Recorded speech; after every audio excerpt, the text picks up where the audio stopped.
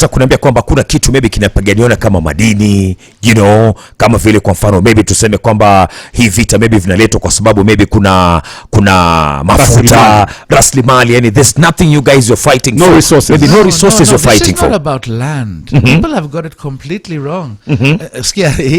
We call ourselves the holy land, not the oily land. Israel is a desert. Sasawa. When Israelis came, when the Jews came, returned, okay, there's always been a Jewish presence since back in King David's time, yeah? Yes. There's always been a Jewish presence. Minorities fighting, but forever. But when the return happened around 1917, 1918, 1920, those years, there were swamps and there was desert. Nothing grew. Today, Israel is the 22nd biggest economy in the world. It is a miracle, okay? We're sitting around Israeli technology on your table, your laptop, your cell phone, your flash disk, okay?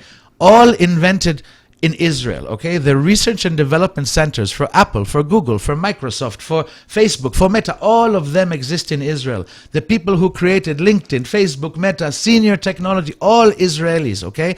The Nobel Prize winners of this world, 25% are Jewish, okay? The contribution of this small little religion and people to this planet is insane, and that's what God told us to do, right? He told us to be a light unto the nations, from the level of the Bible, and then on to technology, medicine, agriculture, drip irrigation, all invented in Israel, okay? This tiny country which has contributed so much to the world, because the highest value in the Jewish religion is to repair the world, to make the world a better place, to give tzedakah, to give tithe, to give charity, yeah? And we live that, yeah, as many of us as can.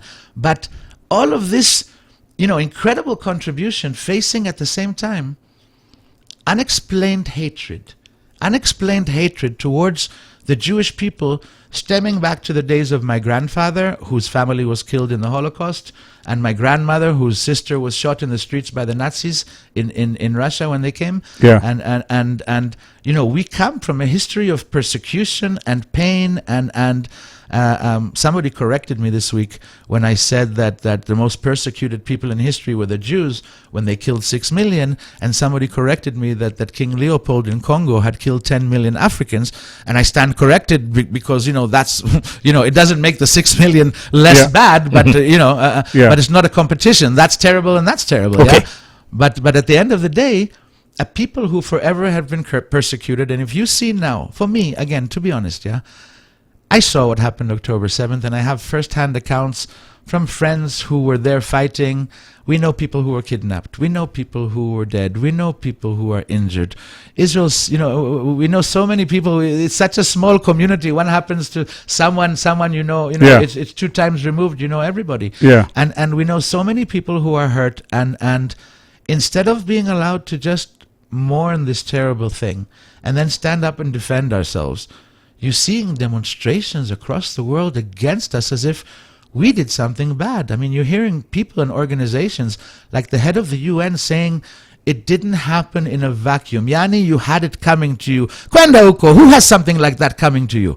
The head of the UN, how dare you? How dare you say something like that? Okay. The UN that was created. Yeah. After the murder, the annihilation of 6 million Jews on the same ashes of my people, you stand there as the head of the UN and you dare to say that the babies who were heads chopped off had it coming to them? What planet are you on? What organization are you representing? How dare you say something like that? All right, Gilad,